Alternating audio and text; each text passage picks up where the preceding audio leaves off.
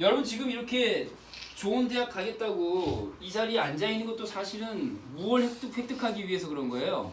사회적 자본이라 할 수 있는 학력이라고 하는 사회적 자본을 획득하려고 지금 이 자리에 앉아 있는 거거든요, 사실. 무슨 말인지 알겠어요? 그러니까 고기 들어봐. 잠깐 얘들아, 잠깐만. 고기 들어봐. 괜찮아. 고기 들어봐. 그러니까 사회적 자본이라는 게 별게 아니고 진짜 이 손에 만질 수 있는 돈은 아닌데 관계에 의해서 만들어지는 돈 가치가 있는 그런 관계가 있어요. 관계가. 그러니까 어떤 대학에 들어간다 그러면 그 대학 출신의 선배들이 있고 내가 있는 거 아니야. 그러면 그 출신 대학 선배들과 나 사이에 관계가 있잖아. 그게 사회적으로 그 집단 밖에 있는 사람들이 그 집단 속에 있는 사람들을 바라보는 태도를 결정하게 한단 말이야. 알겠지? 그게 돈 이상의 가치가 있을 때가 있어. 그렇게 우리가 믿으니까 이 자리에 있는 거 아니야. 그치? 무슨 말인지 알겠지? 그 얘기 지금 하려는 거야.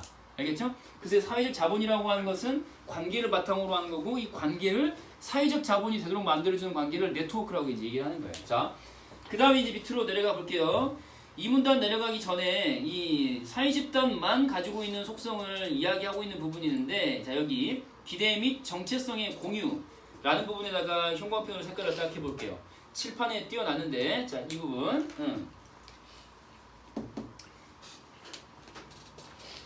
지혜야, 또 오늘도 이걸 위치를 이렇게 쓱 바꿔버리자. 요렇게. 요걸 여기다 올려놔도 되지 않을까? 괜찮냐? 아, 그래? 그럼 예민하죠. 조심해야지, 이렇게. 오케이.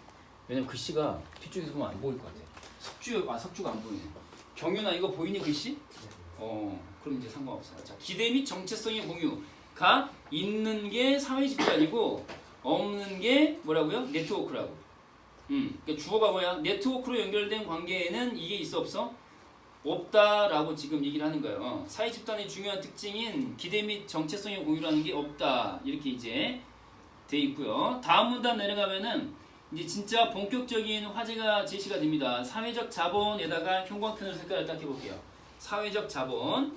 사회적 자본이 화제가 되는 건데, 자, 사회적 자본이 화제예요. 자, 그리고 그 밑으로 내려가시면은 사회적 자본이라고 하는 것에 대한 설명이 쭉 이렇게 나와 있는데, 자, 이 마지막 문장 있죠? 쭉 내려가가지고, 자, 성별이나, 마지막 문장 가보세요. 성별이나, 자, 인종, 부의 정도 등 사회적 자본의 차이를 가져올 수 있는 요소 색깔 빼볼게요. 이런 게 있으니까, 예를 들면은 그 미국 가서도 흑인들 같은 경우에 사실 이제 이 사회적 자본의 차이가 애초부터 생겨날 수밖에 없는 어떤 경제적인 차이가 있다 이 말이거든요. 그러니까 이제 요 앞문장 다시 한번 볼까요? 사회적 자본의 차이는 거시적인 사회적 불평등을 반영한다는 얘기 아니야. 자, 이게 무슨 말이에요? 사회적 불평등이 있으면 뭐가 생겨나는 거야? 사회적 자본의 차이가 생겨나는 거야. 자, 오른쪽에다가 한번 써볼게요. 사회적 불평등이라고 하는 게 있어. 우리가 흔히 얘기하는 사회적 불평등의 대표적인 게 뭐가 있어요? 경제적 불평등 얘기하는 거야 지금. 쉽게 말하면 경제적 불평등. 잘 사는 사람, 못 사는 사람, 빈부의 차이가 있는 거 아니야, 그치? 그 빈부의 차이라고 하는 게 무엇의 차이를 낳게 된다고? 사회적 자본의 차이를 낳게 된다, 이런 얘기예요. 쉽게 말하면은 가난하면 대학에 갈 확률이 낮아진다, 이런 얘기예요. 쉽게 말하면. 무슨 말인지 알겠죠? 그래서 이 사회적 불평등이라고 하는 것의 요소라고 할 수 있는 게, 물론 그 가난함, 부유함 이런 따위의 경제적 처지도 있지만은 성별이나 인종 따위도 있다 이 말이에요. 부의 정도도 있지만 성별이나 인종 따위도 있어요. 흑인이다, 백인이 아니라 흑인이다, 그러면은 사회적으로 불평등한 지위에 있고, 그렇기 때문에 사회적 자본의 하나로 할 수 있는 좋은 대학에 가기가 어려우시고, 뭐 이런 게 기본적으로 이제 깔려 있다 이 말이에요. 이해되죠? 저 화살표를 가지고 앞뒤 사이의 논리적 관계를 이을 수 있어야 돼요. 다음 문단이 이제 비교사입니다. 자, 형광펜, 이제 비교사 1번입니다. 로버트 퍼트넘이라고, 로버트 퍼트넘 형광펜을 색깔하시고 1번이라고 적고 1번. 자, 1번. 자, 얘가 비교사항 1번 되겠어요. 얘가 말하는 사회적 자본이라고 하는 게 뭐냐 했더니, 자, 이런 문단 구조. 자, 이 문단 봐봐.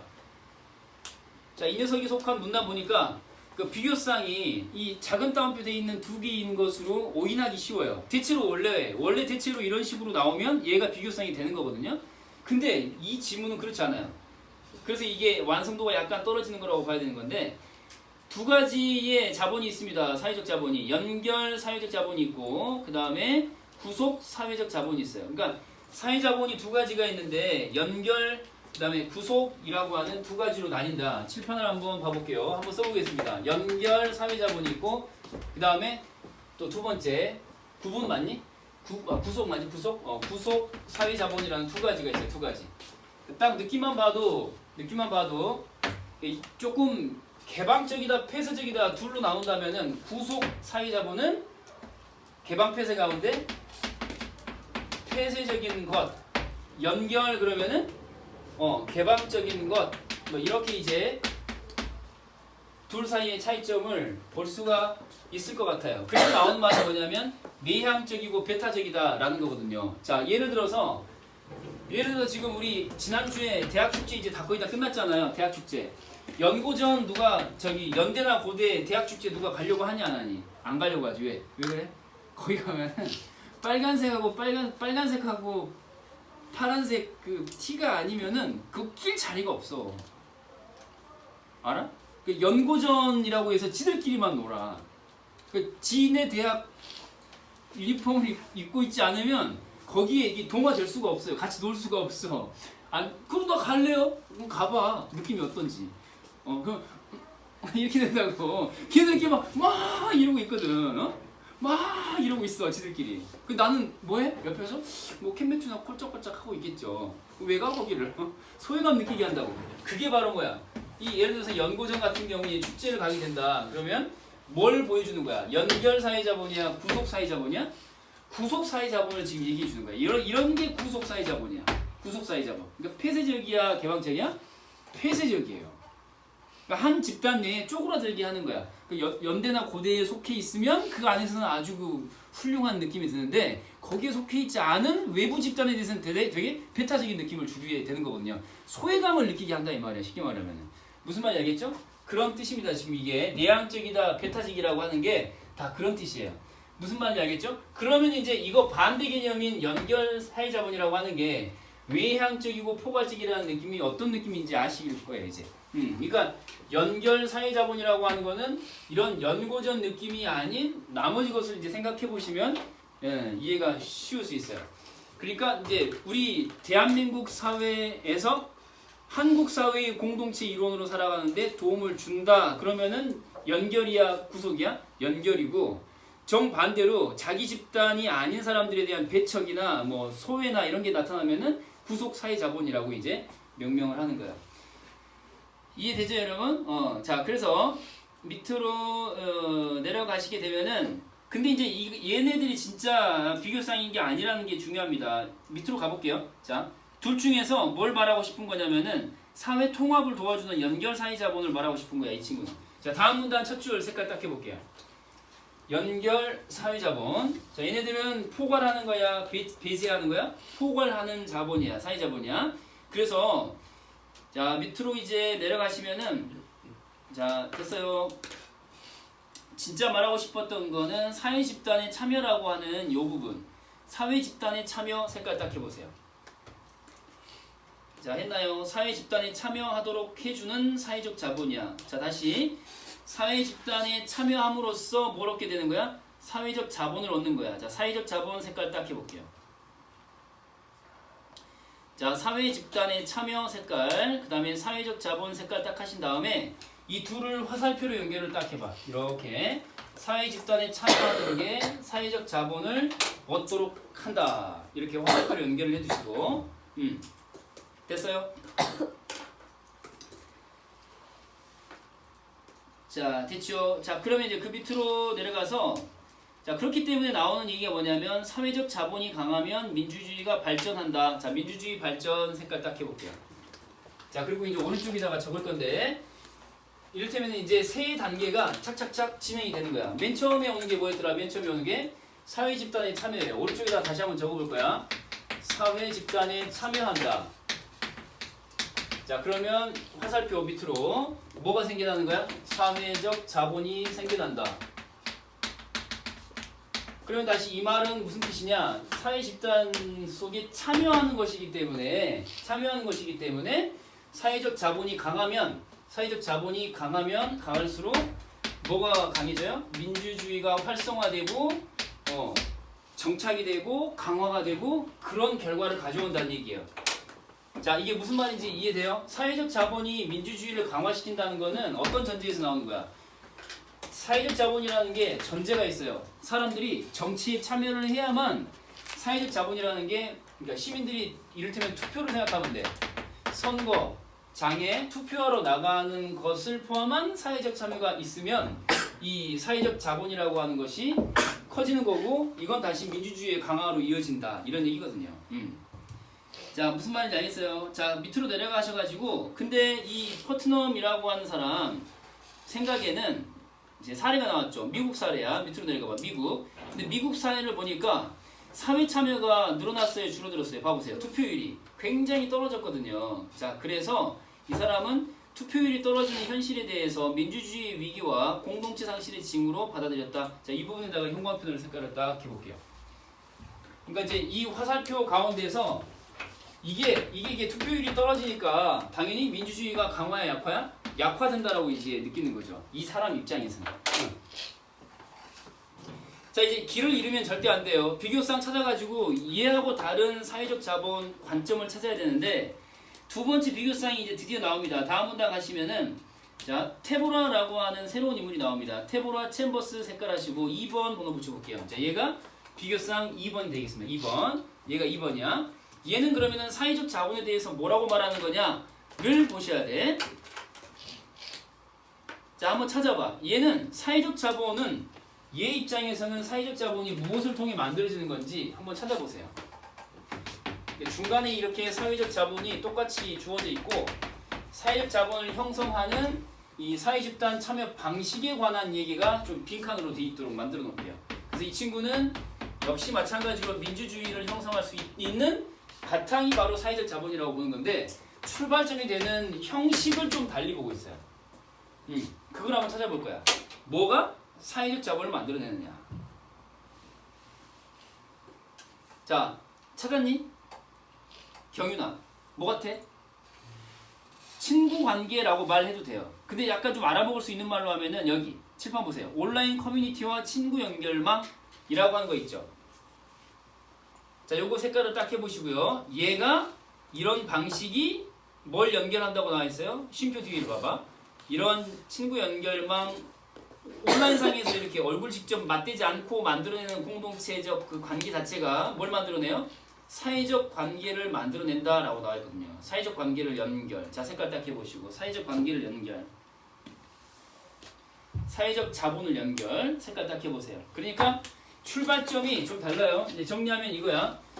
사실 이 지문을 잘 읽다 보면은, 자, 이렇게 내가 형광펜 색깔하라고 했잖아. 그치, 이거. 현준아. 그러면 얘가 데보라라고 하는 친구가 말한 이 사회적 자본의 형성 방법인 건데, 이 주어지기를 이 면대면 접촉이라고 하는 거는 데보라하고 관련이 있는 거야, 없는 거야? 관련이 없는 거예요. 그쵸? 그러니까 이제 비교를 딱 여기서 해놓고 있는 거야. 그러니까 지문을 읽을 때 이런 부분에다가 여러분들이 집중을 딱 하셔야 돼. 이런 부분. 그러니까 앞에서 두루뭉술하게 뭔가 맥락 없이 관련 없이 뭔 개소리인지 못 알아먹을 소리 하는 것 같다는 느낌이 들었는데, 뒤에 가니까 이렇게 어느 순간 한 문장에서 간단하게 정리해 놓은 지문이 나올 수 있어요. 알겠죠? 그러니까 이제 알고 봤더니 이 사회집단에 참여하는 방식 자체가 얼굴 맞대고 참여하는 거였어. 예를 들면은 학내에서 동아리 활동을 동아리 방에 찾아가서 가입원서 쓰고 종이에다 쓰고 가입하는 것. 알겠죠? 그리고 매주 정기적으로 한 번씩 뭐 힙합 동아리면은 뭐 이렇게 뭐 랩 가사를 적어와서 이렇게 얼굴 마주 보면서 연습을 한다든지, 이런 게 오프라인에서 이제 면대면으로 이제 일어난다 이 말이죠. 직접이야, 간접이야? 직접 만나는 거죠. 직접 만나. 직접 만나. 면대면이야. 그 얘가 여기 나온 대로 이제 온라인 등의 이 가상의 공간에서 이제 만나는 그런 방식을 지금 얘기를 하는 거거든요. 요즘에 가장 큰 선거운동이 뭐예요? 카톡. 너네 그 부모님들 봐봐. 카톡 무지하게 오거든 이거. 어? 무슨 뭐 어디 후보 캠프입니다. 뭐 믿어주시고 뭐 그리고 상대편 후보가 이런 개쓰레기입니다라고 하면서 막 거짓 선전을 막 카톡을 깨톡 계속 보내거든. 니네한테도 혹시 오지 않았어? 지금 선거권 있는 친구들은 이제 내년에 이제 막 받게 될 텐데 카톡, SNS 저 페북 막 이런 거 있지? 엄청나게 와요. 그래서 이제 이런 방식으로 사회적 자본이 형성되는 추이라서 민주주의가 망했다라고 말하는 퍼트넘의 생각과는 좀 다른 얘기가 나오는 거야. 얘네들 입장에서 보면은 사람들이 얼굴 직접 맞대고 나서 이렇게 사회적 참여를 하느냐, 그렇지 않거든. 그러니까 투표장에 나와야 돼. 안 나와 사람들이. 그러면 면대면이 아니야. 면대면이 갈수록 줄어드는 거 아니야. 면대면을 통해서 투표장에 와서 도장 찍고 이렇게 하는 행위를 하는 게 줄어든단 말이야. 그럼 퍼트넘 입장에서는 민주주의가 활성화야 망해가는 거야? 망해가는 거잖아요. 근데 저 데보라라는 친구는 그렇게 생각하지 않아요. 온라인 상에서의 활동이 충분히 사회적 참여 방식으로서 유효하다, 유효하지 않다? 유효하다라고 말하는 거거든요. 그러니까 자 밑으로 가보세요 또. 그래서 하는 얘기가 뭐냐면 이 친구가 보기에는 민주주의가 망했다는 생각은 틀린 생각, 맞는 생각? 틀린 생각이라는 얘기예요. 자 색깔 해볼게요. 민주주의의 종말이 아니라 자 이렇게 색깔 딱 해보세요. 평가를 하기를 투표율이 떨어졌어? 그럼 우리 민주주의 망하는 거야? 아니 투표율 따위로 얘기하지 말자. 그럼 뭐야? 우리가 지금 온라인상에서 평상시에 얼마나 정치적인 목소리를 내느냐라는 거거든요. 다스는 누구 겁니까? 뭐 한참 때 유행했잖아요 그거. 뭐 다스는 누구 겁니까? 뭐만 틀면 계속 다스는 누구 겁니까? 다스는 누구 겁니까? 다스는 누구 겁니까? 막 그러잖아. 어? 슬기는 누구 겁니까? 물론 내 거지. 자, 형광펜으로 색깔을 딱 했지? 그치? 그러니까 이게 바로 뭐냐면 이 문장을 딱 읽고 판단해야 돼. 현준아. 민주주의가 종말했다는 거, 그러니까 망했다는 거야? 망하지 않았다는 얘기야. 이 색깔한 부분은. 아니라고 그랬으니까 정말 망하지 않았다는 얘기거든. 아까 이 퍼트넘은 망했다는 얘기였고. 알겠어요? 자, 이제 정리합니다. 그러니까 얘는 민주주의가 망했다라고 생각했는데 얘는 민주주의가 망하지 않았다라고 본 거예요. 어? 왜냐하면 방식이 달라졌을 뿐 오프라인에서 온라인이라고 하는 사회 참여 방식이 달라졌을 뿐 여전히 참여가 늘고 있기 때문에 민주주의가 결코 망한 게 아니다라고 말하는 거예요. 무슨 말인지 이해되죠? 자 이렇게 이제 비교사항 사이의 차이점 정리할 수 있겠고요. 마지막 추가 정보는 이렇게 칠판 보시면은 마지막 문단에 자, 이 부분이 추가 정보가 되는 겁니다. 이거. 야 결론 뻔하지 않니? 야 도덕교과서나 그 윤리교과서 보면은 항상 마무리는 어떻게 해? 훈훈하게 어떻게 해? 과거에는 이랬고 지금 이래. 그럼 어떻게 해? 적절히 배합합시다. 이런 얘기로 마무리되잖아. 이 윤리교과서라는 게 이런 뜻이야. 이게 연계될 확률이 그렇게 떨어지죠. 왜? 마무리 봐라 이거 봐라. 새로운 소셜미디어를 기존의 면대면 상호작용과 더불어 효과적으로 활용할 필요성. 자 색깔 딱 해놔. 얘가 추가 정보야. 결론은 뭐야? 둘 중에 하나를 선택하자는 얘기야? 아니면 둘이 절충하자는 얘기야? 절충하자, 짬뽕하자, 결합하자 이런 얘기예요. 알겠죠? 그 결론은 뭐야? 이 지문은 연계될 확률이 극히 떨어진다. 이런 건 도덕교과서에나 넣어라.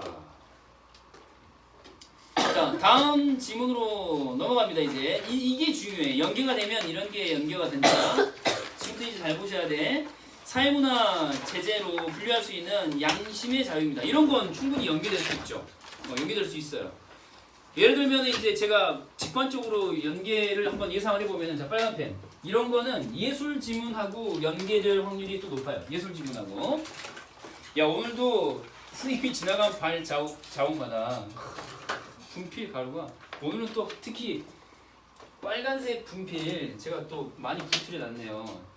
이런 거 보면 뭐예요? 김소월의 시가 생각나죠. 가시는 걸음걸음마다 뭐야? 사뿐히 지를 잡고 지를 밟고 가시옵소서. 진달래 꽃 물이 쫙 든 것 같아요. 웬 개소리냐고? 미안하다. 자 빨간 펜으로 써놔. 뭐라고 쓸 거냐면은 자 당장 표시 지문 위에다 쓰는 거야. 자 얘가 만약에 연계가 되잖아. 그럼 연계 예상이라고 한번 써볼게. 만약에 연계가 된다 그러면 이 지문 가운데서 살려야 할 개념이 뭐냐면 이 양심의 자유라는 키워드 이거 자체는 살리는 거야. 여기 나와 있는 양심의 자유라고 하는 게 세 단계, 그러니까 세 개의 유형으로 나눠 가지고 설명해 놓고 있는데 그 중에 일부 또는 전체를 가져와 가지고 자 예를 들면 이런 거죠. 예술 지문하고 짬뽕을 하는 거야. 예술 작품 속에 자 반영되어 있는 이 양심의 자유라고 하는 것을 이렇게 연계할 수 있어요. 그러니까 이 양심이라고 하는 것이 어디까지 예술의 표현에 나타나는 것이 허용될 수 있을 것인가에 관한 거. 알겠죠? 그런 게 나온다면 나올 수 있어요. 그러니까 앞에 봤던 그 지문은 사실은 좀 별로 의미 없는 지문이고 이 지문이 굉장히 중요한 지문이에요. 아시겠죠? 우리가 잘 알고 있다고 생각했는데 사실은 굉장히 잘 모르고 있었던 그런 개념이에요. 자, 문답번호 쭉 붙여보시고 예빈아, 문답번호 붙였니? 자, 문답번호 쭉 붙여보시고 헌법 제19조 나와 있습니다.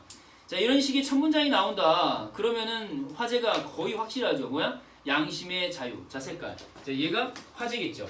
자, 양심의 자유가 화제가 될 텐데 양심의 자유를 개념적으로 쭉 설명을 해놓고 있는 게 자, 밑으로 내려가 볼게요. 자, 양심에 대한 개념적 정의가 나와 있는데 눈으로 한번 쭉 보시고 기본적으로는 소수의 양심일까요? 다수의 양심일까요? 사실 의외일 수 있는데 소수의 양심이에요. 소수의 양심. 자, 밑으로 내려가서 자, 여기 한번 체크해 볼게요. 자, 다수의 정치적 의사와 도덕적 기준 색깔 딱 해보세요. 그러니까 우리나라의 그 법이라고 하는 게 다수가 동의할 수 있는 보편적 개념인 거잖아요. 근데 여기서 뭔가 좀 맞지 않는 좀 특이하고 좀 그런 부류가 나올 수 있어요. 그래서 자, 소수의 양심이라고 색깔 딱 해볼게요. 소수의 양심에 대한 배려 색깔. 그러니까 너는 왜 그렇게 생각하니? 라는 거거든요. 사실 우리나라는 동성끼리의 남성 여성끼리의 결혼이 합법이야 불법이야? 불법이잖아요. 아직 합법은 아니잖아요. 근데 문제는 뭐냐면은 제도 자체는 이 동성혼이라고 하는 것을 받아들여 주지는 않지만 다수는 근데 그것에서 벗어난 그 소수가 분명히 있다는 거죠. 그걸 인정해 줄 거냐 말 거냐. 근데 여기서는 이제 뭐야? 인정해 줄 수 있을 만한 여지가 있는 거죠. 소수의 양심에 대한 뭐라 그랬어? 배려라고 했거든. 쓰다듬어 주자는 얘기지. 이런 거야. 걔네들이 맞기 때문이라기보다는 우리하고 다르지만은 어때요? 예, 인정을 해주고 좀 배려를 해주자 이런 뜻인데 자, 여기 또 한번 색깔 해볼게요. 이건 자, 인간 내심의 자유인 거고 색깔 그 다음에 모든 자유의 근원적 성격이래요. 그러니까 나는 자유롭다 그러면은 가장 바탕에 깔리는 출발점 된 자유가 뭐예요? 양심의 자유예요. 내가 생각하는 대로 그 양심의 자유라고 하는 게 근원적인 자유다라고 이제 나와 있는 거고요. 자, 밑으로 쭉 내려가셔가지고 마지막 문장 한번 봐보세요. 색깔하지 마시고 그냥 눈으로만 봐. 마지막 문장 눈으로만 봐봐. 이런 식의 문장으로 1문단이 마무리가 되잖아요? 그러면은 되게 훌륭한 반가운 지문이라고 봐야겠지. 왜? 이 순서대로 나열을 할 테니까. 얼마나 반가워. 이 순서대로 가겠죠 뭐. 여기서 주의할 점은 내부와 외부로 나눠놨다는 것을 잘 보시고 그러니까 내부와 외부로 나눴다는 것을 보시고 몇 가지 얘기해? 세 가지를 얘기할 거야. 먼저 형성과 관련된 거야. 이 문단 첫 문장에 색깔 할게요. 양심 형성의 자유 색깔 1번. 양심 형성의 자유. 내적인 거야 외적인 거야? 형성되는 거니까 마음 속에서 형성이 되는 거야. 양심 형성의 자유 색깔 딱 해볼게요. 간단하잖아. 형성된 게 뭐예요? 또 무슨 자유라고 나왔지? 그 다음에 형성의 자유가 있고 표출의 자유가 있고 그 다음에 실현의 자유가 있고 무슨 말인지 알겠지? 그 단계가 그렇게 가는 거잖아. 나는 남자가 좋아요 라는 마음이 형성이 돼. 아니 홍석천 마음에 홍석천 마음으로 들어가 보는 거야 우리가. 홍석천이 나는 남자가 좋아요 라는 마음을 내적으로 형성을 한 거야. 그건 양심이 형성된 거잖아. 그 다음에 뭐야? 나는 남자가 좋아요 라고 방송에서 말을 하잖아 홍석천이. 그거 뭐야? 표출을 하는 거지. 그러면은 이제 여기서는 실현을 하는 건 뭐야? 실현을 하는 건 진짜로 남자랑 사귀는 거지. 무슨 말 알겠어? 그렇게 이제 단계적으로 이제 보시면 되는 거예요. 왜요? 이게 이제 우리가 다수에 속해 있다는 증거예요. 여러분 다 다수에 속해 있는 거 맞죠? 소수 아니죠, 그쵸 우리? 약간 불편한 느낌이 들죠. 근데 배려해주자 이거야. 자, 밑으로 내려가서 마지막 문장 있죠. 이제 시험에 나온다면 이제 이런 게 선지에 나올 수 있습니다. 뭐냐? 얘네들은 주관적 현상입니다. 마음속에서 남자를 좋아하는지 여자를 좋아하는지를 어떻게 알 거야. 그러니까 이 남자를 좋아한다라고 하는 소연 자체가 침해됐는지 어쨌는지도 판단하기도 어려워요. 자, 색깔 해봐. 주관적 현상이고 객관적으로 확인하기가 어렵기 때문에 양심 형성의 자유에 대한 침해는 실질적 의미가 적다. 자, 색깔 딱 해보세요. 자, 이제 이게 지문이 이제 만약에 나오게 되면은 이 실질적 의미가 없다는 게 뭔 개소리냐 싶을 수 있어요. 실질적 의미가 적다. 이게 무슨 말일까요? 실질적 의미가 적다는 게 무슨 말이에요? 침해됐는지 어찌했는지를 판단하기가 쉽다 어렵다. 침해된 것이 실질적 의미가 적다는 얘기가 무슨 말이야? 침해됐는지, 침해되지 않았는지, 판단이 쉽다 어렵다. 판단하기가 쉽지 않다 이 말이에요. 실질적 의미가 적다는 얘기는 무슨 말인지 알겠죠? 우리 예를 들면은 그 지금 여기 양심 형성의 자유를 침해하는 사례로 대표적인 게 뭐가 있냐면은 예전에 그 고등학생 한 명이 그 무슨 청원 비슷하게 온라인상에서 막 운동하고 했던 게 기억이 나는데 미션 스쿨이야. 그럼 항상 뭐 해야 되지? 예배를 드려야 되잖아. 그 예배를 드리는 것이 나의 종교적 양심하고는 일치불일치? 불일치예요. 왜야? 왜? 난 이슬람 교도는 아니고 불교도일 수도 있고 그런 거잖아요. 근데 계속해서 그 학교에서 주관하는 그 기독교 예배를 난 참여하고 싶지 않은데 참여하도록 강제를 받는 거잖아요. 이런 게 바로 뭐예요? 학교 자체가 강요하는 거잖아요. 그쵸? 뭐 하도록? 내가 원하는 양심의 선택을 하지 못하도록. 그래서 그 양심 형성 자체가 어렵게 되는 외부의 위협이 되는 거거든요. 자, 예를 들면 중간에 봐봐. 중간에 보면은 이렇게 양심의 주체가 자율적인 양심 형성을 위협하는 각종 영향력의 행사, 이제 이런 것들이 얼마든지 주변에 있을 수 있다 이 말이거든요. 저도 어떻게 보면 여러분들이 양심의 자유를 침해하고 있다고 봐야죠. 양심 형성의 자유를. 왜? 슬기를 좋아할 것을 계속 강요하고 있잖아요. 내 성향은 그게 아닌데 왜 슬기를 내가 좋아해야 되지? 계속 지금 홍보하고 있잖아요. 심지어 유튜브 채널명까지 슬기를 놓고 있잖아요. 이게 다 뭐예요? 여러분들이 양심 형성의 자유를 억압당하고 있는 거죠. 어떻게 보면. 무슨 말인지 알겠죠?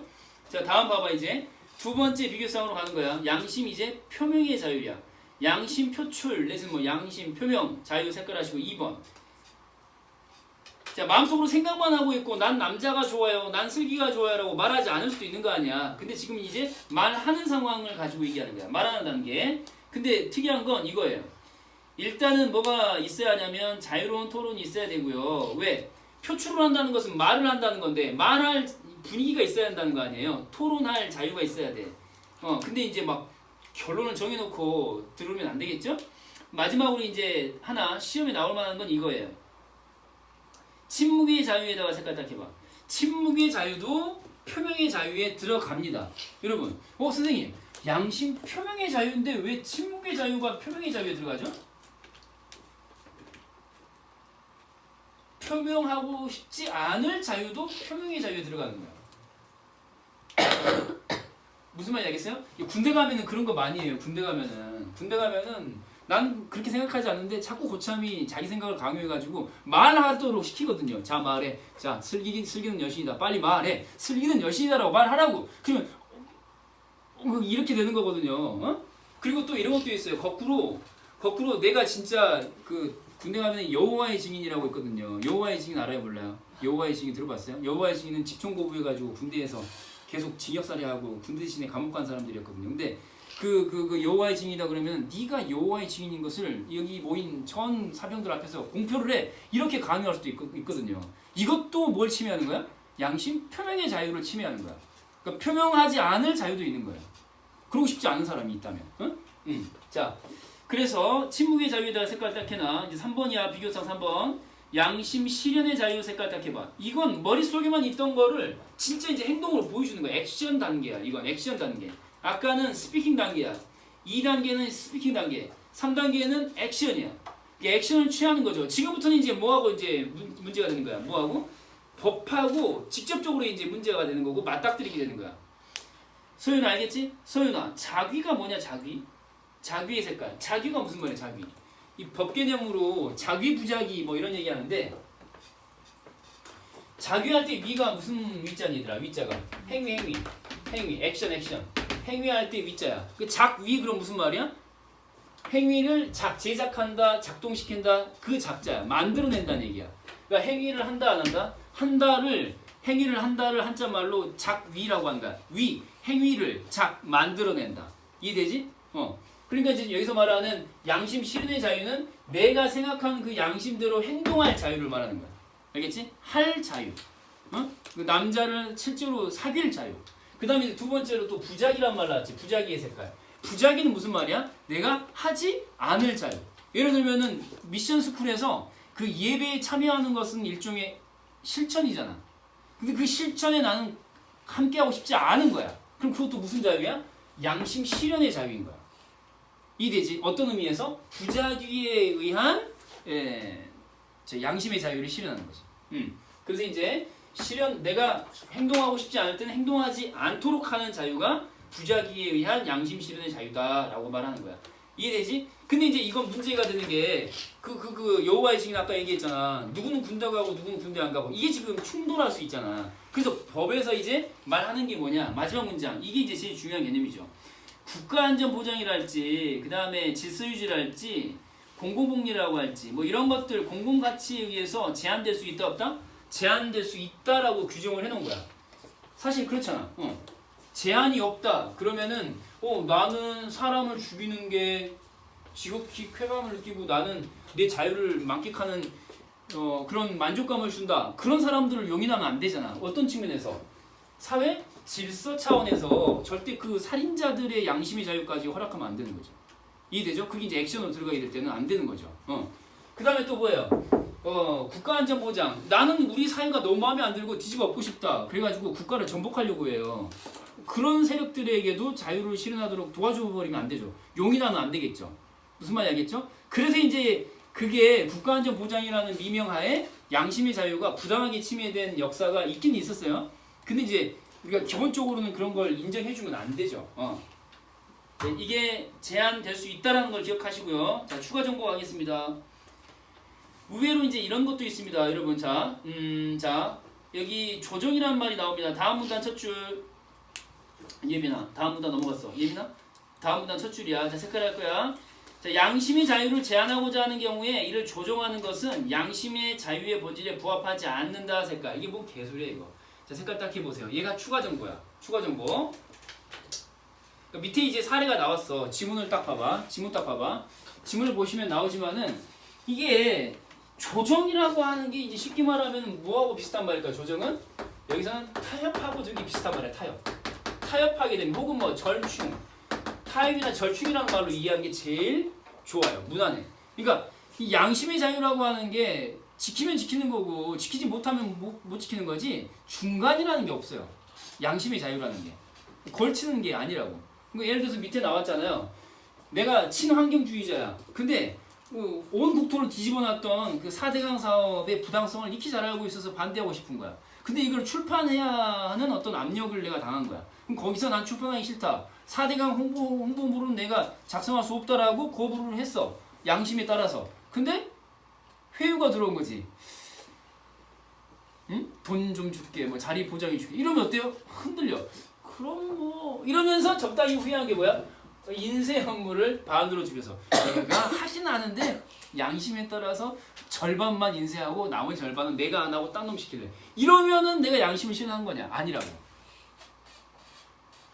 그래서 이제 조정이라고 하는 것은 있을 수 있다 없다? 양심에서 조정은 있을 수 없다라는 얘기야. 그래서 이제 뭐냐면 한번 생각해봐. 지금 우리가 대한민국 임시정부 수립 100주년 기념이 되는 그 해에 자꾸 일제시대를 많이 소원을 하잖아. 드라마들도 막 많이 나오고, 김원봉 선생 다루고 있는 밀정에 나왔던 김원봉 선생 있잖아. 김원봉 선생이 다루고 있는 이몽이라는 드라마도 요즘에 막 나오고 그러잖아. 근데 일제시대 생각해봐. 왜 그렇게 그 못된 일제 이 시기들이 왜 우리 그 독립운동가들에게 전향서라고 하는 그 종이 쪼가리를 받으려고 했을까를 생각해봐. 그럼 아주 이게 딱 맞아떨어져요. 야, 괜찮아. 이 종이 한 장 이거 앞으로 법을 지키겠다는 종이 쪼가리 한 서명만 하면 너 나가게 해준다니까? 이렇게 해서 회유를 하는 거거든. 근데 그렇게 내가 내 마음하고 타협을 하는 순간 어떻게 돼요? 난 양심을 지키지 못하게 되는 거거든요. 그렇게 해서 두더돌 나오잖아요? 그러면 독립운동을 더 이상 할 수 있어 없어? 못해요. 왜? 양심의 거리낌이라는 게 생기는 거거든요. 그때부터. 양심이라는 건 모 아니면 도예요. 지키거나 지키지 않거나. 적당히 지키는 건 있을 수 없어요. 무슨 말인지 알겠죠? 그런 순간이 온단 말이에요. 특이한 거죠, 그러니까. 그래서 이제 밑으로 내려가시면 사례가 쭉 나왔고요. 자, 형광펜으로 색깔 해볼게요. 약간 특수한 겁니다. 조정이 어렵기 때문에 양심의 자유가 인정되거나 인정되지 않거나 둘 중 하나로 결정된다는 특수성. 자, 여기까지 색깔 딱 해볼게요. 양심의 자유라는 게 특수한 게 있다 이 말이야. 중간 개념이 있어 없어? 없어. 타협이라는 게 있어 없어? 없어. 그건 이제 역사가 다 반증을 해주고 있는 거거든요. 자, 됐나요? 자, 이렇게 보시고 칠판 한번 다시 한번 봐볼게요. 이거는 연계가 된다면은 좀 가치가 있는 녀석들이라 지금까지 정리한 내용을 칠판 보시고 표로 한번 눈으로 프린트는 다 줄 테니까 눈으로만 쭉 볼게요. 양심의 자유라고 하는 게 세 가지가 있었잖아요. 1단계 형성, 2단계 표명, 3단계 실현. 단계별 자유의 양상이라고 생각하시면 되겠죠. 그쵸? 자, 그래서 여기서 제일 중요한 게 밑줄 그은 것들이에요. 자, 형성 단계에서는 뭐였더라? 실질적 의미가 적다. 즉, 판단하기가 쉽다, 어렵다? 어렵다. 이 침해 당했는지 어쨌는지 판단하기 어렵다는 게 핵심이었어. 두 번째, 표명의 자유에서는 침묵의 자유도 표명의 자유에 들어간다. 말하지 않을 자유도 표명의 자유다. 세 번째, 자, 실현의 자유 단계로 넘어가면은 법에 의해서 제한받을 수 있다. 기준은 세 가지였죠. 자, 마지막, 양심의 자유 특성상 조정이라는 것, 즉 타협이라는 건 있을 수 있다 없다? 없다. 알겠죠? 이게 이제 주요 내용이었습니다. 됐나요? 자, 됐으면 여기서 일단 살짝 끊고 아까 우리 보던 거 어문 규정 50 있죠? 거기로 이제 넘어가도록 하겠습니다. 승현아, 네가 그 프린트 있잖아. 복사기 가갖고 프린트 된 거 나와 있으면 갖고 오고 없으면 그냥 돌아와. 자, 어문 규정으로 한번 돌아가 보도록 하겠습니다. 어문 규정.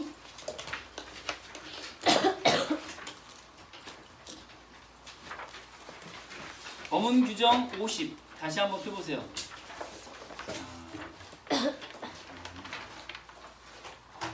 자, 어문 규정 50 폈니? 그랬군.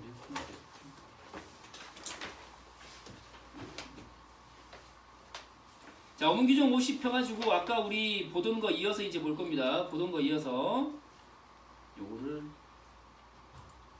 이게 안 잡혔었나 보네. 안 나왔지? 닫아. 인터넷이 안 잡혔나 봐. 괜찮아. 자, 어문 규정 50을 보도록 하겠습니다. 자, 펴보시고요.